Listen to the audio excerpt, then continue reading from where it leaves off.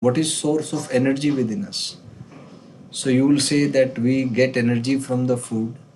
Now again the question comes, from where energy gets in the food? So it's because of the photosynthesis and ultimately related to the energy of sun. Now question comes, from where energy gets in the sun? So it's because of the nuclear fusion. Again question comes, from where energy gets in the fusion? So it's because of the nuclear energy, we say. The question is, from where energy comes in the nucleus? It's because of the mass defect, and which is fundamentally related to energy.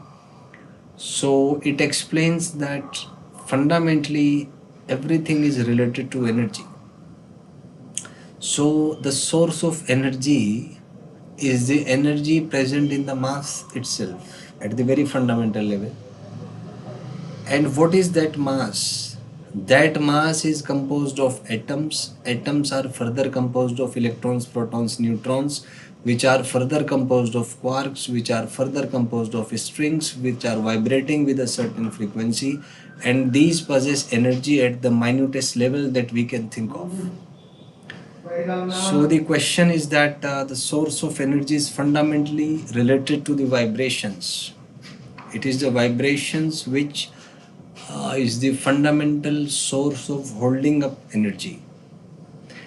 And if by certain mechanism we can change the frequency, then certainly we can change the energy of that particular system.